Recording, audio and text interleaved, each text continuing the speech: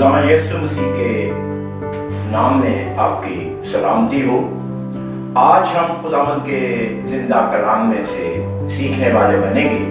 आप मेरे साथ खुदावंद के जिंदा कलाम को खोलिए। दूसरा तीमुथियुस उसके पहले बाब की 9वीं आयत में यूं मरकूम है, जिसने हमें निजात दी और पाक बुलावे से बुलाया, हमारे कामों के मुआफिक नहीं बल्कि अपनी खास इरादे और उसके फजल के मुआफिक जो मसीह यस्सु में हम पर अज़ल से हुआ है। खुदावंद के जिंदा कलाम के पढ़े और सुने जाने पर खुदावंद की बरकत हो। मेरे अजीजों, मैं आपको बताना चाहता हूँ कि हम पर फजल कब हुआ, हम पर फजल कब हुआ, लेकिन खुदा ने हम पर फजल कब किया। आप इस बात को जानते हैं कि कलाम अक़दस में आज से 2022 साल पहले खुदा का फजल इस रुए जमीन पर हुआ। और आप इस बात को देखते हैं कि जब खुदावंद ने मुकद्दसा मरियम को फरिश्ते के वसीला से कलाम किया और इस दुनिया में खुदावंद यीशु मसीह का तजस्सुम हुआ, उस वक्त ये फजल हुआ। लेकिन इस बात को समझने के लिए आपको पहले ये जानना है कि खुदावंद यीशु मसीह ने जब यूहन्ना अस्तिग़ामी से बपतिस्मा लिया और उसके बाद मुनादी करना शुरू की और 33.5 साल में उन्होंने इसे कंप्लीट करके उस नजात को, उस फजल को हमारे लिए पेश कर दिया। मेरे अजीजों, क्योंकि खुदावंद का बंदा पौलुस रसूल तीमुथियुस की कलीसिया को लिखते हुए ये बता रहा है, गौर कीजिए, जिसने हमें नजात दी है।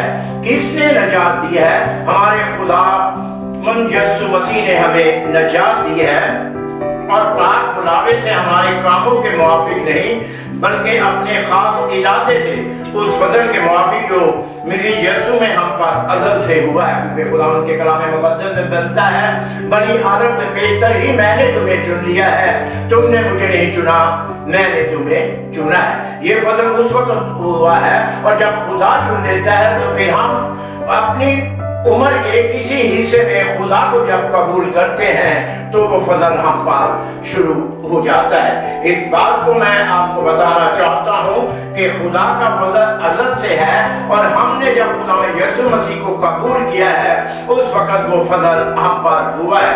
तो मेरे अजीजों, क्योंकि खुदा के कलाम मुक़द्दस में हमें इस बात के लिए मिलता है कि वो फजल इसलिए हुआ है कि हम नजात पाएं, और नजात पाने के लिए जो बात जरूरी है कि आदम के वसीला से जो मौत हमारी जिंदगी में आती है, उस मौत से हम आजाद होकर हमेशा की जिंदगी पाते हैं। ये हम पर फजल हुआ। खुदावंद के कलाम मुक़द्दस में लिखा है, मगर जब हमारे मुनज्जी खुदा की मेहरबानी और इंसान के साथ कोई उल्फत जाहिर हुई तो उसने हमको नजात दी, मगर रास्तबाजी के कदमों के सबब से नहीं जो हमने खुद किए, बल्कि अपनी रहमत के मुताबिक नई पैदाइश के गुस्ल और रूह कुद्दस ने हमें नया बनाने के वसीला से, जिसे उसने हमारे मुनज्जी यीशु मसीह की मार्फत हम पर अफराज से नाज़िल किया, ताकि हम उसके फजल से रास्तबाज ठहरकर हमेशा की जिंदगी की उम्मीद के मुताबिक वारिस बनने वाले बने।